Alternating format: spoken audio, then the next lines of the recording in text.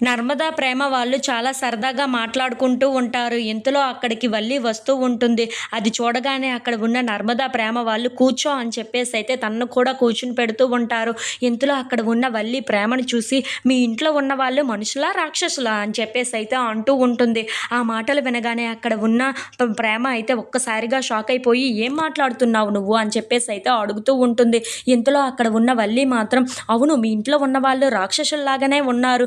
చూసావా ఎలాంటి ఎలాంటి పనులు చేస్తున్నారో, ఇలాంటి వాళ్ళని నేనెక్కడా చూడలేదు" అని చెప్పేసైతే అక్కడ ఉన్న భద్రావతి ఫ్యామిలీని మొత్తం తిడుతూ ఉంటుంది. ఆ మాటలు వినగానే అక్కడ ఉన్న ప్రేమ, నర్మదా వాళ్ళు అయితే ఒక్కసారిగా షాక్ అయిపోయి అక్కడ వల్లి వైపు అలా చూస్తూ ఉండిపోతారు. ఇంతలో అక్కడ ఉన్న వల్లి మాత్రం, "అవును, మీ అన్నయ్య ఇటువంటి వాడా? ఇంట్లో ఉన్న వాళ్ళందరూ ఇటువంటి వాళ్ళేనా?" అని చెప్పేసైతే చాలా కోపంగా అంటూ ఉంటుంది. ఆ మాటలు వినగానే అక్కడ ఉన్న ప్రేమ అయితే చాలా బాధపడుతూ ఉంటుంది. ఇంతలో అక్కడ ఉన్న నర్మదా మాత్రం, "తను ఏం చేసింది? తనను కూడా ఎందుకు అలా తిడుతున్నావు?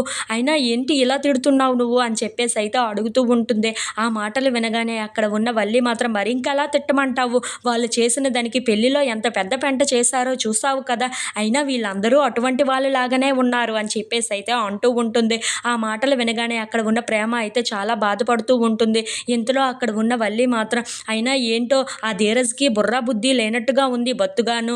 ఈ ఇంటికి శత్రువులైన వేరే ఇంటి అమ్మాయిని ఎలా ప్రేమించాడో, ఎలా పెళ్లి చేసుకున్నాడో నాకు ఇప్పటికీ అర్థం కావటం లేదు" అని చెప్పేసైతే ప్రేమను బాధపెట్టే మాటలు అంటూ ఉంటుంది. ఆ మాటలు వినగానే అక్కడ ఉన్న ప్రేమ అయితే చాలా బాధపడుతూ అక్కడి నుండి ఏడ్చుకుంటూ బయటకు వెళ్ళిపోతూ ఉంటుంది. అది చూడగానే అక్కడ ఉన్న నర్మదా మాత్రం, "ప్రేమ, ప్రేమ" అని చెప్పేసైతే పిలుస్తూ ఉంటుంది. ఇంతలో అక్కడ ఉన్న ప్రేమ మాత్రం చాలా బాధపడుతూ అక్కడి నుండి వెళ్ళిపోతూ ఉంటుంది. అది చూడగానే అక్కడ ఉన్న నర్మదా అయితే చాలా బాధపడుతూ వల్లి వైపు అలా చాలా కోపంగా చూస్తూ ఉంటుంది.